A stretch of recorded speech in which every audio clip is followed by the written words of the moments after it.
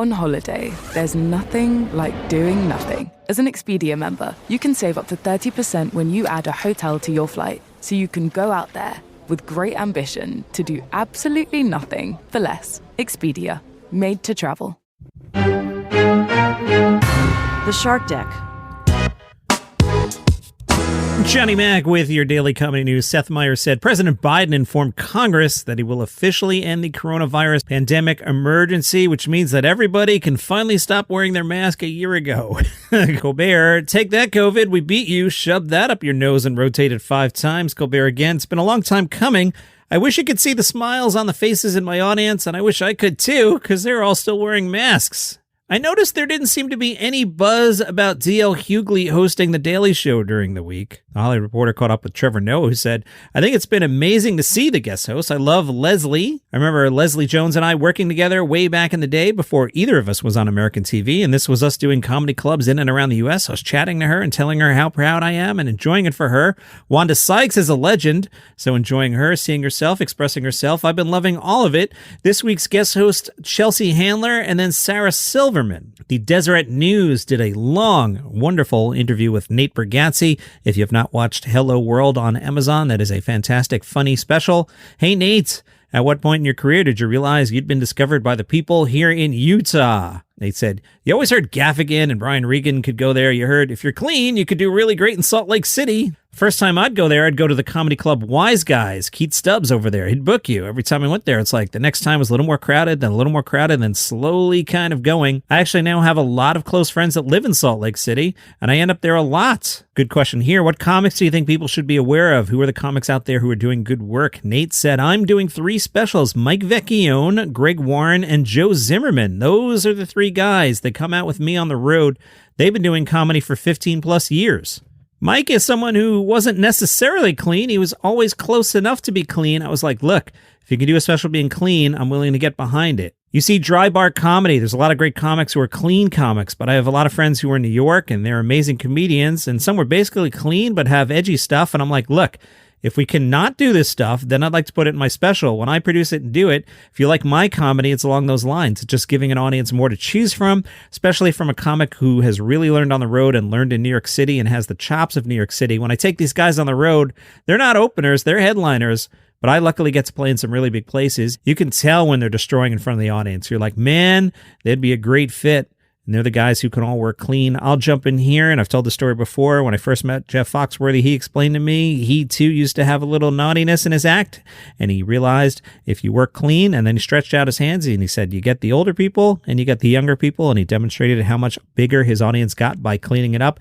I'm a fan of clean comedy. I'm not a prude, but I think if you can work clean, it works for you. That said, I think there is something said for occasionally punching a joke with a good F-bomb or an expletive for attention's sake. I try and work clean on this podcast. Sometimes I have to use synonyms or made-up words like stuff. In case my use of stuff confuses you, that's the S word, the crap word, but I say stuff. Anyway, the Deseret News asked Nate Bargatze, why is this whole clean comedy thing important to you? Nate said, I just want people to watch comedy. It's hard to watch stuff with your family. With my shows, when people come out, it's all ages. It's grandmothers to 90-year-olds. Bingo, that's what Foxworthy said. And it's not like I'm trying to do comedy for any one group. I don't want to just be a children's comic. I want to do what I do, but I love that I can appeal to this many people. There's just not a lot of things that families can go do together. Everybody wants to. I'll have a dad come out with his teenage daughter, and he's like, there's not much we agree on for entertainment except when we come to your show. It means a lot to me. We all went and watched Jerry Seinfeld in 2000. My entire family went and watched that, and it was an awesome experience that we all got to have, and I still remember it, and it's a night where everybody gets to laugh, and I know you don't want to make anyone feel uncomfortable.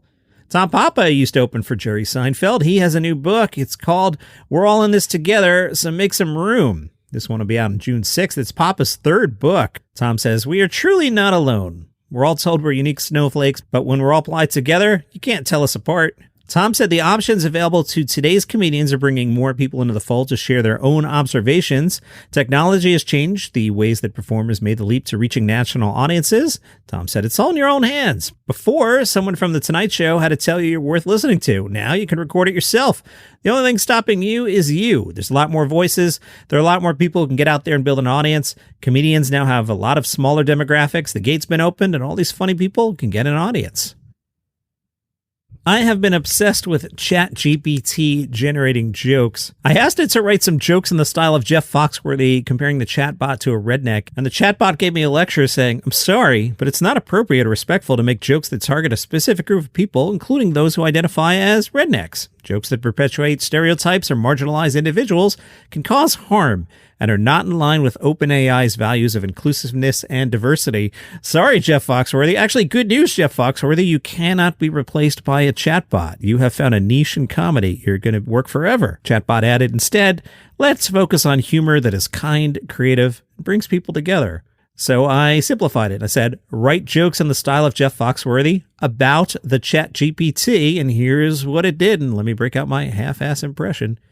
If you've ever asked ChatGPT a question and received a response in under a second, you might be talking to a language model.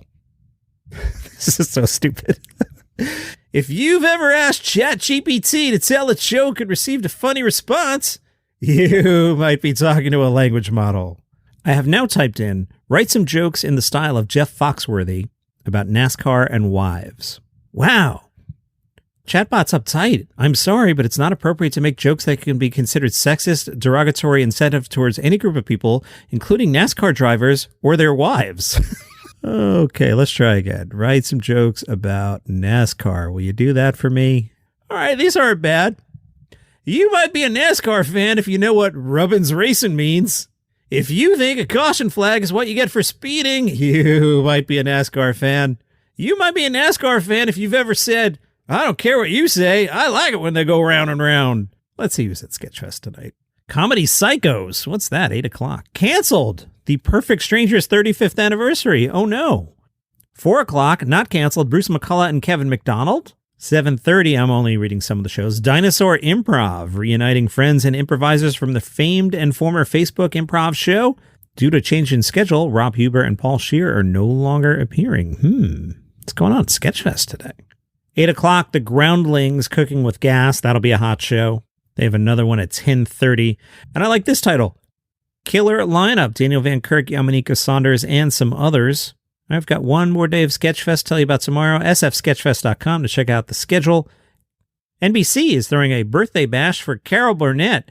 It's a special Carol Burnett 90 Years of Laughter. It will air Wednesday, April 26th. That is the date of Carol Burnett's 90th birthday. I met Carol towards the end of my run at SiriusXM. We did a special highlighting her. I think we were promoting DVD releases anyway, but she was there. Tim Conway was there. Amy Schumer. That was the one time I engaged with Amy Schumer. Amy Schumer acted as the host. That was a really cool special that we did. Some of the guests on Carol Burnett 90 Years of Laughter include Amy Poehler, good choice, Bill Hader, Cher, Ellen, Kristen Wiig, Lily Tomlin, Sofia Vergara, Steve Carell, Vicki Lawrence, of course, also met Vicki that day, and others. And from Lad Bible, a comedian stopped the show after an audience member says she walked in on her friend having sex with her mom. Wait, what? Eric Newman was doing some crowd work and asked a guy in the crowd if the woman with him was his girlfriend or his lady, and at which point the lady said, "He had sex with my mom." Eric Newman got quite distracted and told the crowd to shut up so they could all listen to the story. As the story goes, the encounter between the man and the woman's mom came after the pair went abroad together, with the woman explaining, "We were just abroad and he met my mom and then she makes a smacking sound. The comedian Eric Newman asked, "Wow, how old is your mom?" The man revealed he was 20 at the time and the mom was 49. The younger woman then said, "I walked in on it." Newman said nothing was going to top that, told the audience goodnight and said, "Quite frankly, nobody could follow that stuff." And that's your comedy news for today. Follow the show for free on Apple Podcasts, Spotify, wherever you get your shows. YouTube, forgot YouTube. See you tomorrow. All right, here's the pitch. 5 stories, they're all good news. It's called 5 Good News Stories. No negative news, just good news.